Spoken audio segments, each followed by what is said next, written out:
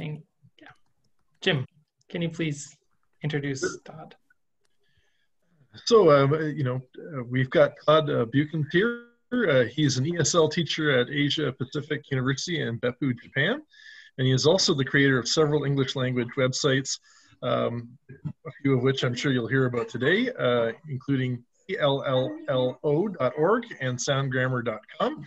We're very happy to have Todd with us here today to talk a little bit about creating interactive slides. Todd? Hi, hello. Can everybody hear me? I'm checking my audio here. Okay, yeah, cool. I lucked out because that was like the perfect segue for something that I do about the diversity. So if I could, do I have the share screen ability? Looks like I do. Okay, cool. So as it turns out, I started, just a real quick background about myself before we get into the presentation tools. My specialty actually is in instructional design.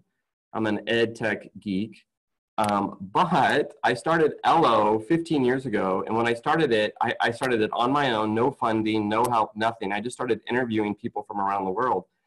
And when I first started ELLO, people said, oh, you better be native speakers. First of all, I was like, well, what's a native speaker? But I thought, no, I'm not gonna do that because that's not very interesting. So not only is it important to have voices from all over the world because of just equality, it's actually the most important reason is out of interest, because it's really boring and narrow-minded when you have all the language and the stories coming from one region. So I started ELLO 15 years ago, and so if you go to this page right here, I'll put it in the link. This is the search function. You might be able to find somebody from your country in there. So we've had over 100 countries so far. I'm gonna have to pop out of here just a second. So we have over 100 countries so far on the website, and you can search. So if you want to, for example, you want to find somebody from Zimbabwe, right? So if you click on that, that's way down on the bottom, and then you'll have 2 stories about Zimbabwe. If you want to find a story about somebody from Sri Lanka, if you click on that, you will have lots of stories from Sri Lanka. We have a lot of speakers from Sri Lanka. And when you click on it, you know, the questions are really random. So when I made the website, it was kind of based on a Maya Angelou poem where she says, we are more alike than we are unalike. So when we talk about diversity, obviously diversity is important, but what I try to do on the website is also find commonalities. Like, so we'll ask people questions about the same thing. Like, you know, what's the best city? Or what's your biggest concern? Are you more worried about the environment or the economy? Things like that. And so we just have people from around the world answer them. And then if you click on one, then you will get a video, and the students can do it. They can listen to the video, and then they can take a quiz. So it's very ESL. So that's a quick background about me. I just wanted to throw that in there because I was really encouraged when I was hearing the previous presentation. And I'm like, oh my gosh, that's what I do. So if you go to ELLO, we have over 3,000 activities, and they're all free.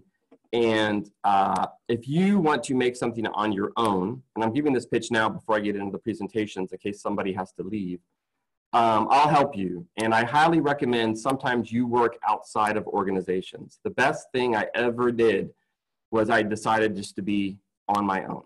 I don't get any funding. I don't get any help from anybody. I just do it on my own, because then nobody can tell you no. And that's like one of the most powerful things you can do, is that nobody can tell you no. And then you can do whatever you want. And so we need a lot of different voices out here. We need a lot of different ways to present our content, which is what I'm going to talk about today. So real quick, in case somebody has to leave at the end, if you want help making your own website, doing something that's audio or video based, I am more than happy to help. And this is my geek thing. This is what I do. I've done over, like I said, 3,000 lessons of people from around the world. So I'm happy to share. But with that, that's just a quick background about me and ELLO, so you kind of know what I do. I'm an ESL teacher based in Japan. And I hope the noise is not too bad right now, because we have the cicadas outside and it's really loud. And so I tried to get a room where it wasn't so loud, but it's the heat of summer and they're out and they are very noisy. So I'm sorry about that. But the main thing today is what we're going to look at is Nearpod. So in the chat box, I'm just going to go ahead and stop sharing here just for a second. In the chat box, have you heard of Nearpod before? Yes or no? And do you use Nearpod? Okay, so a lot of people use it. Okay, so that's good. So Nearpod is a really good interactive tool. And okay, so we have a lot of people that have used it, that haven't used it. That's good. So we got a nice mix. And the reason why I like Nearpod is that it changes the presentation dynamic. So if you are doing a presentation like this one today, you can use Nearpod not only to teach ESL, but also for professional development and also to get everybody included in the conversation. Now today, the sample lesson is going to be mainly ESL focused, so you can see it from an ESL point of view, like how you could use it to run content, but just keep in mind as we run through it, how you could use it if you do an international conference, especially times like these if you have to do it on Zoom. But even if you do it live, if you're doing it live, it's also a great tool because everybody has smartphones and they can interact. And actually, I recommend that when you do this, when I give you the access code for the lesson, you do it on your phone and your computer so you can see the difference. And so you can kind of see how maybe you can use this. Someone said, I hear you about the cicadas. They got them too. Yeah, they are so loud. Okay, so let's go ahead and go back and we'll start the lesson. And so here is my Nearpod account. Now I have the paid account and we are going to do a sample lesson on sharks and kind of just go through all the different interactions. And we're going to do it in comparison to what would normally be a textbook activity or a very text-heavy document. And you can see the difference between doing something that's very text-heavy and doing something that is not. So I'm going to go ahead and actually share my full screen here, just 1 second. Okay, so I'm going to save and exit this one here. All right, so we're going to look at this. So this is from our textbook that we use. It's from Reading Explorer, and all the students have the book. So I want to clarify that. I am not for swiping stuff from a book and then doing it online and not giving the publishers credit. So all the students have the book, but we have the problem of if the students have the, it's far away, right? So how do you do a reading activity if something is not near you? So we are going to do this sample reading. Now, before we start, a couple things I'd like to point out. One of the things when you have a reading like this is it's very intense and it's very vertical, it's straight down. And even when you do your presentations, if you're doing a presentation to your chapter or whatever, a lot of times PowerPoint presentations are very dense and they're very vertical. And the presenter might ask a question. And like here, there's a lot of feedback in the chat room and people are responding, but still, you're not really sure if you're getting everybody and if everybody is responding. So Nearpod actually can take away this problem, as we'll see. So we're going to go ahead and begin. And you need to go to Nearpod. Actually, you want to go to nearpod.com/student. And hopefully I typed that in there right. So if you go to just nearpod.com/student, and we will be able to start the lesson. Okay, so here's my lesson right here. And to begin, I'm just going to do a normal live lesson. I'm not going to do the Zoom because I haven't mastered it yet. I don't want to muck it up. So I'm going to hit live lesson. And you are going to get an access code. So the students, for the onboarding, the students they don't have to download any software. All they have to have is be connected to the internet and then type in that code. And then once they type it in, they'll kind of go to you can create like a waiting room and they will just be waiting for you to do the presentation. Now, one thing that's nice about Nearpod is that you control the slide on their screen. So the first thing you'll see is your name. And what I recommend you do is put your name and then your country in parentheses. And I often do it on my laptop. Here it is. so I can see it from the presenter's point of view as I do it, so I can follow along, because I'm going to be in console mode.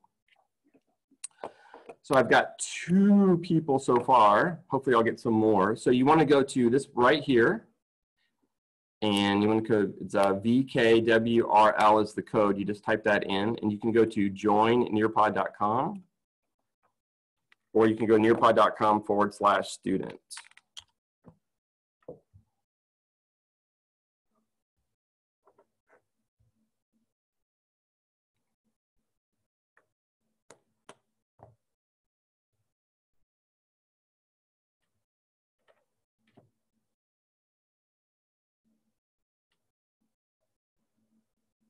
All right, so it looks like I got some people are in. So you can open and close it here, right? So I can show this, or I can close it once I begin my presentation, and I have 8 people that are in. Now, here's the nice part about Nearpod. I can actually begin the presentation, and I won't leave anybody behind, because you could actually go out of the presentation and come back in, and it pops you right back in where that slide is. So you can join, just like Zoom, you're joining live wherever the presentation is at the same time. So you can, if you're not in now, if you're still struggling, maybe low Wi-Fi, or you're having trouble connecting or whatever, you can join as we move on.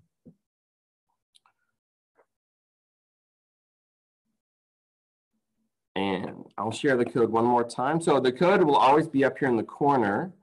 But there it is, VKWRL. And it doesn't matter if it's lowercase or uppercase, it just takes it. I find that these days, the students, you know, we use so many different tools, Kahoot, Quizzes, Quizlet, Socrative, they're all the same, right? So that you just got to give the link and the students pop right in. Okay, so I've got 18. I'm going to go ahead and start, and other people can join later if they like. Or you could just watch. You could just watch the presentation. Okay, so let's say you have a reading on sharks. Okay, so here's my reading on sharks. And the first thing I might want to do is just get a feel for how people feel about animals or something they're afraid. So you can generate interest. Now, if you're doing a presentation, you could use this as a warm-up question to get everybody involved, right? So it's going to ask me, would I like to approve comments? I'm going to put no. I'm going to trust everybody here. And then you can go ahead and just type in an animal that you were afraid of. And actually, I'm going to go ahead and type in mine. So in Japan, it's centipedes. I had to kill a big one last night. And they just drive me crazy. So you don't think of Japan as having wild animals or scary creatures, but we have poisonous snakes and we have centipedes. I live in a very rural part of Japan. Where I live, it's so much countryside. Like there's a badger that lives outside my house. I have a badger, a fox, boar, deer, weasels all around my house. So I live in a very, oh my gosh. And then somebody added a snake. Yeah, that's very scary. Okay, so then another thing people can do when you look at the collaboration board is you can click on ones that you like, right? So it has a social element to it. I wish they had one that was like dislike for these snakes and stuff. I'm not a big snake fan. So you can actually add the image here, as you saw in Nearpod. So if you want, you can type in the word. Like for example, let's say I did. Where I'm from Northern California, and I'm always terrified of mountain lions, even though they never attack anybody. And then you could look for mountain lions. So the kids could add a picture, and then they would search, and then there it is, and they could save it, and then you can post it. So this is a really good way. As you can see, everybody's involved now. Often what I'll do then is put the kids in breakout rooms. So if you're doing breakout rooms, you can do this to have people talk in a presentation, but everybody's in. So you know that everybody's in and other people are contributing. All right, so that's the collaboration tool. We'll talk about that at the end, how we made it. So one of the problems you're probably going to have is terminology. Now here, this one, most people probably don't know Japanese, so you can use a match game if you want to teach Lexis or whatever, or maybe if you're doing, you want to match a word, like for example, let's say the last one was on diversity or training. You could have like a term like mansplaining, and then what is the definition of mansplaining? Or white privilege, what is the definition of white privilege? And then you could have the match game, and where the students have to try to match. And it's kind of an easy way to lead into the segment to kind of generate that interest and really hone what's going on. Because, you know, one thing as instructional designers, as teachers, is we often forget that we don't really hone a message before we jump right in. And so terminology, the number one thing that's going to affect somebody and not understanding a concept or how to do something, the first thing usually is terminology. They don't understand the terms. So you can use this activity to quickly teach content on an ESL level or on a professional development level. There's just a lot that you can do. So someone said they do something similar with Padlet. So yeah, actually, you know what, Glenda, maybe we can do an exchange. I don't know that much about Padlet, and I've been meaning, I just briefly dabbled in it a while back. And the problem with these tools is, it's like a restaurant. You go to a restaurant and maybe when it first opens, the food's not that good. And then you're like, I'm not going to go back. But then they develop, they get better at cooking the food. And a lot of these apps, it's the same way. Like you join early, it's not that great, but you need to go back and see how they've improved. Okay, so we did the vocabulary. Now, if I wanted to, I can see the progress of how people did. And you know, who was successful and who was not. And then you can begin. Now this one, we're going to watch a video. I'm going to allow you to play this on your device. One of the problems that we have, obviously, is going to be interconnectivity. So rather than it stream through my video, what I can do is stream it through let you play it through your device. So I'm going to say all devices. Now you can watch the video. So watch this video. It's about 2 minutes. I'll let you watch about a minute.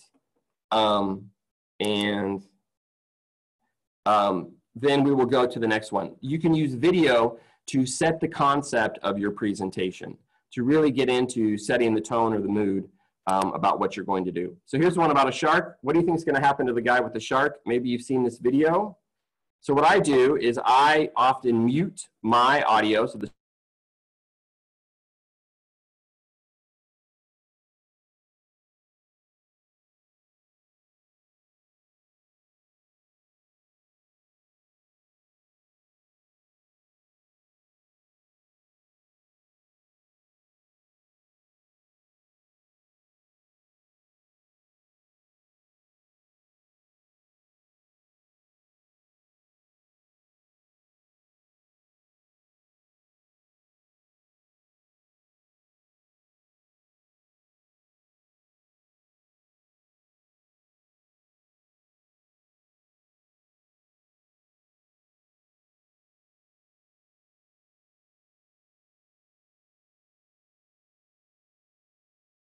what I can do now is, if the video is long and you don't want everyone to watch the whole video, maybe just a little bit, I have control of the screen. This is one of the best things about Nearpod. You know, especially if you're teaching students, you have wandering attention, you can move it to the next screen. And so here, I went ahead and moved it to the next screen. And it might take a minute for it to come up on your screen here. And now, again, the student has the option to read the article, or if they want, they can play and listen to it. So they can play the audio. You can include audio with the text, and it really makes it come alive. And, you know, in the last one, I didn't have this originally in my presentation, but now I can tie this together with my presentation about, or my mention to Ello. You know, the power of the voice is really underrated in ESL. It is my #1 pet peeve that I would love to change, is voice has so much meaning and richness, especially voices from around the world, especially accents. And when you read a text and you can hear that, the voice, it just adds extra meaning. So this is a really nice feature that we have. So you can go ahead and play it. In sunny California, Craig Rogers was sitting on his surfboard, scanning the distance for his next wave. Suddenly, his board stopped moving. He looked down and was terrified. to see a great white shark biting the front of his board. I could have touched its eye with my elbow, says Rogers. The shark had surfaced so quietly that he didn't hear a thing. In his horror and confusion, he waved his arms and accidentally cut 2 of his fingers on the shark's teeth. He got off the opposite side of his surfboard into the water. Then, despite Rogers being in the water with blood flowing from his fingers, the 5-meter-long shark simply swam away. Okay, so you could add audio, you could also add video. Then you go to the next and you could have a quiz. Now here, this is really good, so you can check and see how everybody's doing. So I'm not gonna play every slide. The other slides I'll just skip through. I just wanted to do the first one. But now the participants can type something or take a quiz. So this is an easy way to get feedback. For example, about the last one about diversity, maybe your question could be, what is the biggest problem concerning diversity in your area? And then people can go ahead and type it in. And then the teacher has the option to share it in full screen, which is a little better than having it like on the side in the chat. Although it's almost the same thing, it's just as effective. So then next, you could do another vocabulary game. We're going to skip. So notice I can whip through this really fast. Then the students could read another one. And then here, you could have them draw. So if you want to have participants draw, here's another interactive element. And here's a kind of a fun one. What sharks do you think attack people? So we've got 6 sharks. So on the screen, you could actually draw. So if you can draw the sharks that you think actually attack people. And then what I like to do is ask the students, please draw a heart next to the friendly sharks.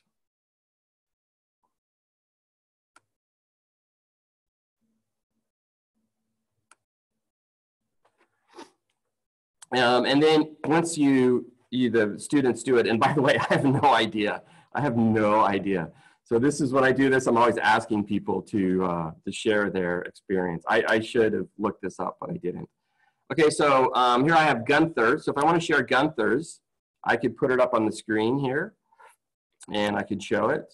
And then I can just flip through and see everybody's, right? So the draw one is, it's a nice little function. You can do games with it. There's just a lot of things that you can do. It's just like, it's a different interactivity. And also, when we're talking about instructional design, one of the things that we want to try to include is more motor skills and more motor movement. So just the fact that you're having to do different things, not just click, that is going to actually heighten attention tremendously. And I mean tremendously, studies show this. So if you vary the interaction, people will just pay more attention to what you're doing. Okay, so that was the draw one. And then we would have another one. You could read about sharks. And this one talks about how, I'll just summarize. You can read as I'm doing this. They summarized that sharks had poor vision. And then they found out that's why they thought, oh, sharks have poor vision. That's why they attack people, which is a perfect example of what we were talking about earlier, stereotypes and misinformation, and how actually there's no science behind it at all. And then they actually did research and they found out, hey, you know what? Sharks actually have really good eyesight. They have no problem with their eyes. So then the students can take a quiz. Now this one, I'm just gonna let you just randomly guess because we're moving quickly. We don't have time to do a full lesson. So now the students can mark their scores. Now as they mark the scores, the teacher can follow the progress. So let's say you're doing a presentation. I keep on using the last one because it's fresh in everyone's mind about diversity. You could have some type of interactive questions for the audience, and they could interact. And then after the person submits their score, then the teacher can call on somebody, can call on one that has all the right answers or the wrong answer. And then they can show it up on the screen, and then they can go through the answers. So, so that they said sharks actually do not have a bad ability to see. And usually after they bite somebody, they actually swim away. And what do sharks like to eat? They like to eat seals. Okay, so then I do, Lean, I'll talk to you later about that. So then that's the quiz function that you can do. Then again, here's another one. And it says shark experts like Kelly believe that great white sharks attack because they're actually curious animals and like to investigate things. So the whole article goes on to explain about how sharks actually use their teeth kind of like fingers. And it makes perfect sense. So they can't feel with their fins. So they might use their teeth to kind of see what something is. And then here's another one. So it just says that, you know, when they bite surfboards, they're just trying to learn what they are. So then you can go to the next one. So here, based on this, now you could use a video in your presentation to really hammer home the point. And this is a great video that shows you how the media loves to hype things up and scare people. Because this video, when they were showing it on the news, they were using ominous music in another place that I saw it. But watch the video and see what the shark does. So the students could watch, they could read about sharks and about maybe their actual natural habits in the world. And then when you watch this video, it's not so scary. You realize the shark is just doing what sharks do. And it's just kind of, you know, checking out the scene, but the shark has no interest in these surfers at all.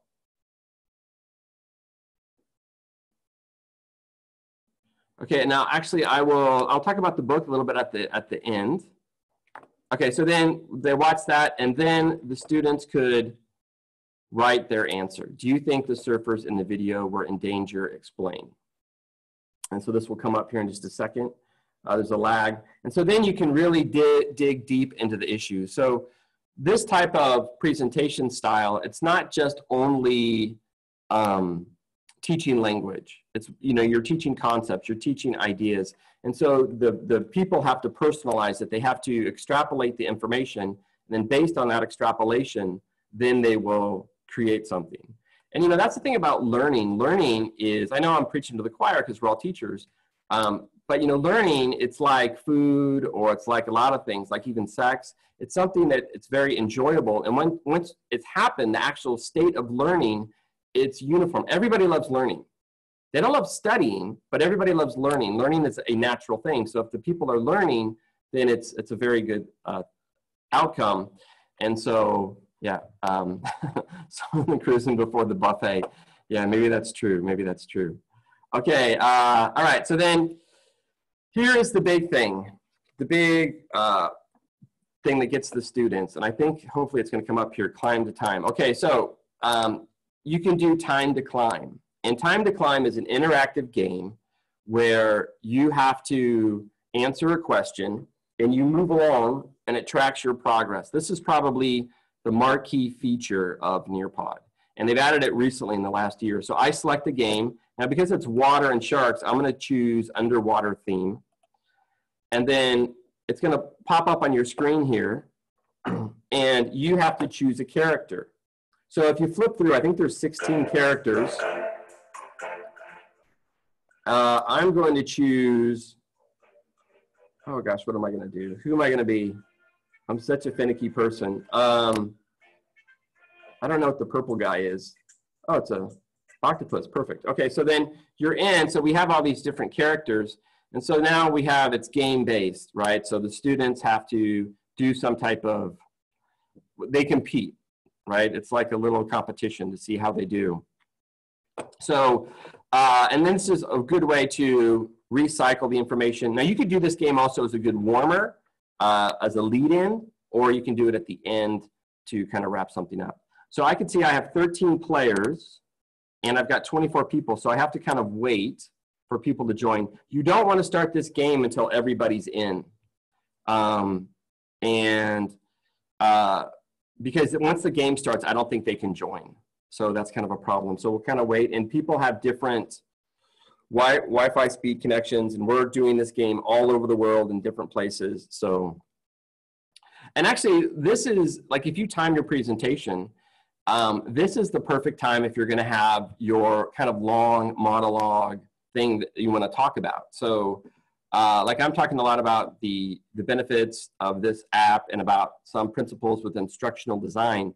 And so this is a really good time where you just kind of, you can just talk on, and the students, you have like their attention, but they also are maybe doing something. And so it's a nice time to kind of, to put it all together.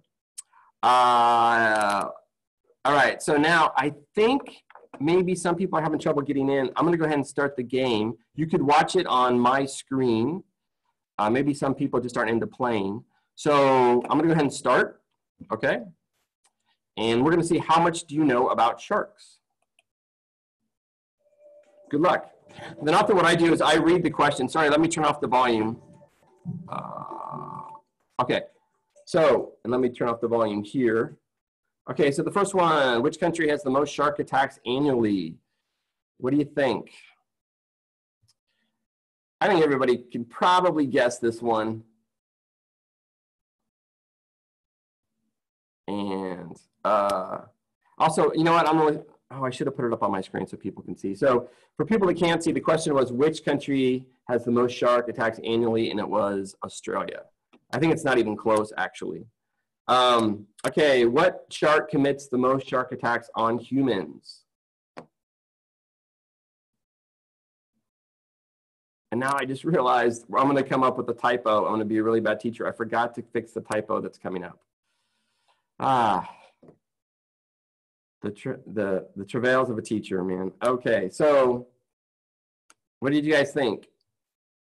Who got it right? And by the way, the game, it calculates it. It's like all the other games like quizzes and Kahoot. It has a logarithm of your speed and your accuracy. So in the lead here, we have, I can't see who's in the lead actually. So maybe Kelly in the US is in the lead. So this is the one, the shocking one. How many sharks are killed each year? How many sharks are killed each year?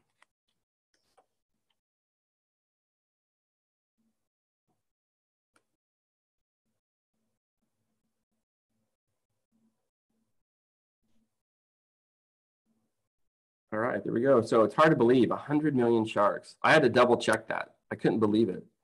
All right, and the next one, how many people are killed by sharks on average each year? This is worldwide. Yes, Dorothy S. is in the lead. And by the way, I'm actually doing really bad. I'm answering too soon. So usually what I do is I wait until the very last minute so you can get the right answer. Although it doesn't, because sometimes I show it on my screen and I forgot to do that today.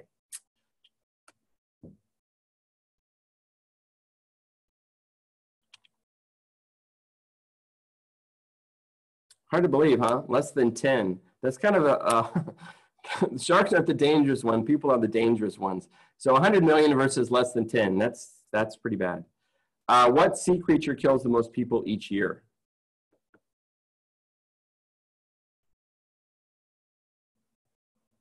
And actually, we have this in Japan. And we have it so bad in Japan that you cannot go in the water now. You put yourself at risk if you go swimming.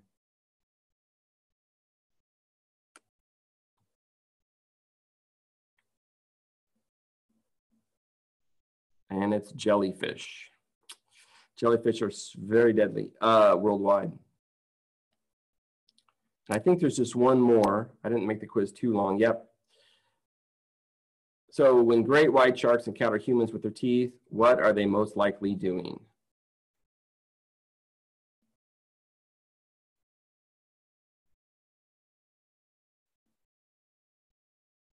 So obviously when you do your presentations, this one's very ESL based, but when you do your presentations for like professional development or any type of training, you can use, even a fun game like this with serious questions, it's very effective. All right, so then the game's over. We'll see who won. And the winner is Kelly in the US. Dun, dun, dun. Kelly, nice job. So that's it. So that is Nearpod. Congratulations. And then you move to the next. So then that's the presentation. And then when you finish, You could have a video, something like this. It's kind of a, you know, if you want to talk, you can play the video and then, you know, just use it as a kind of a segue before you end. And this is real footage. So this is like footage you don't see in the media very much. Somebody just swimming with dolphins and a great white shark. Just chilling. Hard to believe. All right, so we'll show you how to make all this in the next part. But before we do, here's the last final bit. You can put your comments and questions here. So when you do your presentation at the end, you could ask the attendees their thoughts or a question, and not only, so it just kind of congregates them, and then everybody could see it. So if you have any questions, please go ahead and ask, or if you have any comments. I have a question for you. Do you think you will use Nearpod after this presentation? So the one question I'm probably going to get, is it free? It is free. So you can get a free version. It's a freemium model, and they calculate it by the size of your files. So if you have, I think you get 40 megabytes maybe. So like this presentation was probably 10 megabytes maybe. So you would only be able to do like 4 slides. And it's such a good product that they get people hooked up and to pay for it. So yeah, it works. All right, so, and that's it. So no, we will go ahead and stop here. Actually, I'll go ahead and end the presentation. So when you're done, you can end the session like this. And there you go. I want to go ahead and end it. And it'll take me to the concourse area. And so I had 2 options. I could have done the live option. And to be honest, the live lesson with Zoom in beta, I haven't done it. And I didn't want to risk doing it. So I am going to play with that. Hopefully we'll see how that goes. I'm not sure how that's going to work. I didn't want to try anything beta for a live presentation. And then you can do student paste. So student paste is you can just give them the link and they could do it on their own. And some games you can't do live. Basically, you can do everything except the time to climb game at the end and the notepad collaboration thing at the end. But you can do everything. Okay, so do you embed links? Yeah, I'm going to show you how we do that right now, Glenda. How we make it. So I'm going to go ahead and go to edit mode. So first, if you want to make a presentation, you just go learn lesson in Nearpod, excuse me, and you'll get a little button and you can start. But we're going to show you from a completed one, and you can see these are all the ones I've already done for my students. So you hit just edit. Now, when you hit lesson in Nearpod, you are going to get this, just this slide right here. Okay, and then you can start making your slides. And when you make it, they break it up into 2 types of slides. So they have the content slide, and then they have the activities slides. And we pretty much did every activity. We didn't do fill in the blank. We didn't do memory test or Flipgrid, but I think we did everything else. So creating content's really easy. First, you can upload a PowerPoint slide or a Google slide if you want. But what we'll do is we will just put in some text. So if you click here on slide, you will have your slide come up. I've already chosen a theme. You choose a theme here on the side, but with the first time you see it, it might be a white screen for you, just white and black text. So let's say I just type in sharks, and then I want to put in some text. So then I click here, I'm like, I could add text, video, image, or a GIF. I'm just going to add text here, and I'm going to say sharks are beautiful animals. So you can cut and paste the text in there if you want. And then you could add the audio if you want over it, and you could add the background. So if I want a picture to really set the context, I just click this, and I get the Google search engine. So I just type in shark, and here it is. And let's say I want to use this one right here. That looks really good. and then I have the nice image in the background. And that just took seconds to do. I can change the color of the text. I can change the size of the text. So there's a lot that you can do. You can change the opacity, the clearness, the transparency, of the image. And then you hit save, and it's going to put it in the back. So here it is, way in the back. But then you can just slide it to wherever you want it. So if I want to move it up here to the front, I can move it here to the front. And then there it is. All right, so then you could do a video. We'll do video next. So let's say I want to do video, and I click this, and then I can just search. So I had that shark attack video in the beginning. So shark attacks surfer. So my reading was specific. I needed a video of a shark attacking a surfer. And then you put it here, and then I would look for it. And here it is right here. I would grab this. You could watch it if you want. And then I hit save. And then as easy as that is, I've added the video to my list. Okay, so that's pretty much it. There are a couple other bells and whistles that you can do. For example, you can do, I guess this one, the field trip one's pretty good. So if you click on this and you type in, let's say, ocean. Actually, I shouldn't be doing this because I'm not an expert on this one. And it will pull up some stuff, and then you could use it to go through and do like a field trip in a certain area if you want. And actually, I never use that one, so I'm going to go ahead and skip it. So you can do activities. The activities are very easy. So the main one for like getting feedback is the collaboration one. It's so easy to set up. You choose the color theme that you want. I usually do the yellow theme here. And you would just type it in, like, you know, what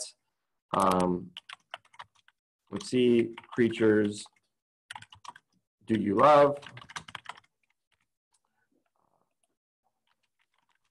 And maybe just share it, whatever. You don't have to, you actually don't have to type anything on the bottom. And then you add it, and then you have the collaboration board where you can get everybody's opinion. And if you're doing training, this is really good because, you know, it just gets everybody involved. And if you want to check it, if you just click on it, it'll open it up in preview mode. Oh, I'm sorry, that's in edit mode. So if you click it and click preview down here, then you can see it. It'll pop up to down here. And then you can kind of see. You can even do a sample, right? I think I pulled up the wrong one. So not the one that I did. I pulled up the wrong one. So anyway, that's that. Okay, so then you would close it here, the little X. So then the other ones are the quizzes. They're really easy to set up. We'll just do the quiz. And so you just type in your question here. For example, are sharks really dangerous? And then yes and no. You could add another answer if you want. You have to click what you think is the correct answer. You could add another question if you like. And then you just have to save it right here.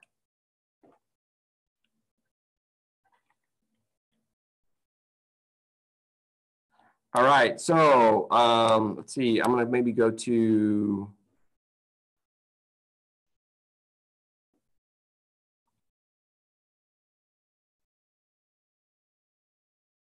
yeah, so Lane has a point here. She's like, she's talking about doing gamified activities. Yeah, exactly. So it's true that, you know, a lot of times if you just do Kahoot again and again and again, or Quizlet Live again and again and again, there's no purpose. So what's really nice about Nearpod, as you can see here looking at my screen, is you can really sequence the activity so that it's, you know, you break it up, it becomes modular, and you could pre-teach something. You could, right before they do the content, you could teach a little bit, and then you can save the interactivity in the games for just the right time. So you can time it perfectly.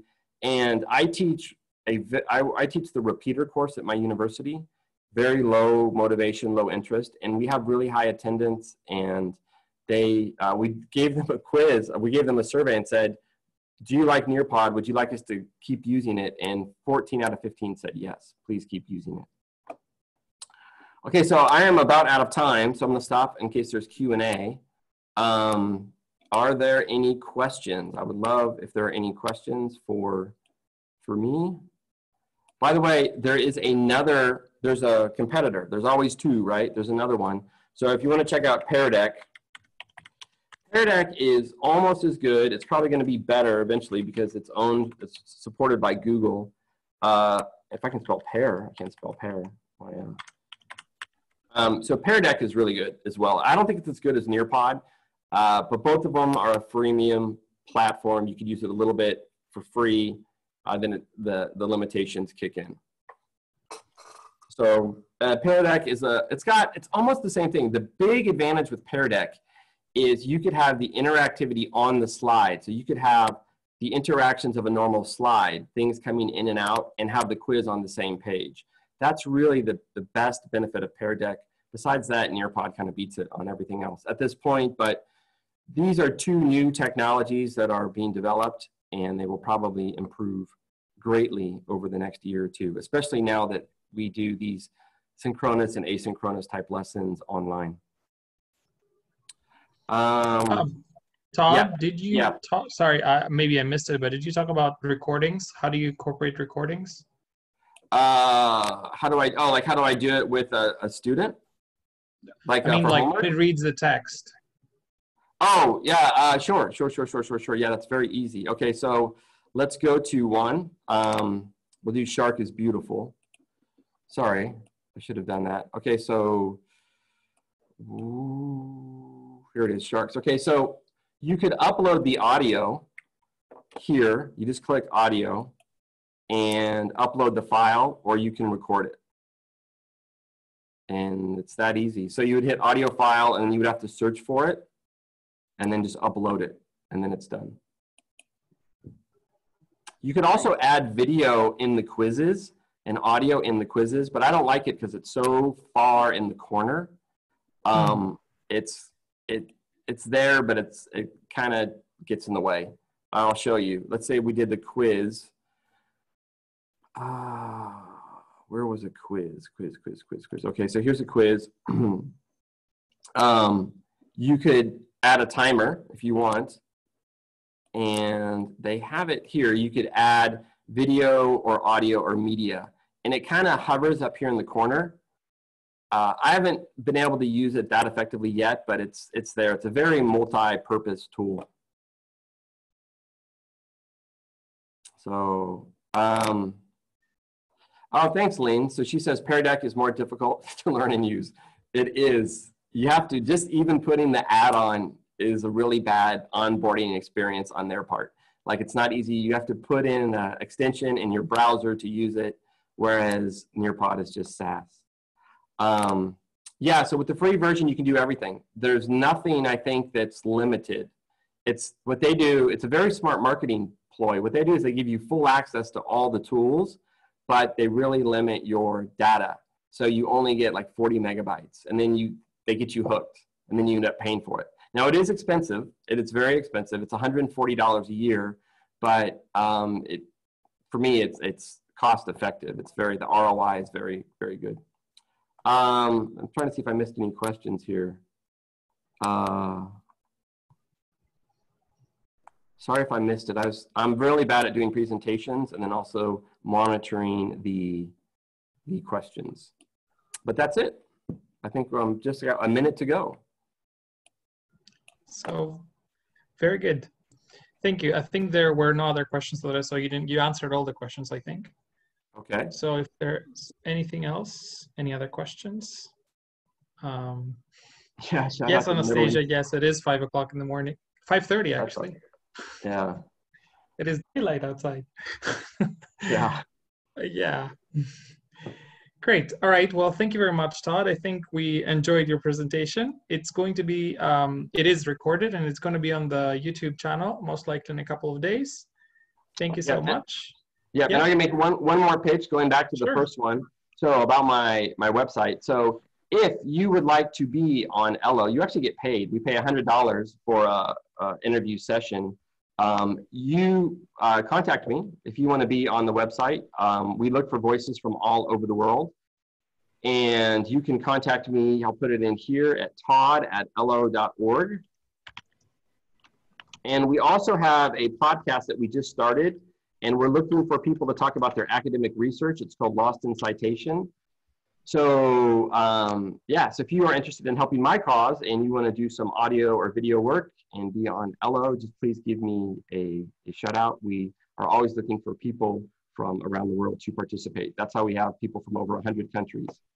And for example, I saw someone here was from Morocco, and we don't have anybody from Morocco. So the guy in Morocco, please contact me. We'd love to have you on the site. Yeah, I think Miriam is from Morocco as well. Thank you. Where? Miriam is from Morocco. Oh, really? Okay, awesome. Yeah, awesome. great. Thank you so much. Thanks, you. Todd.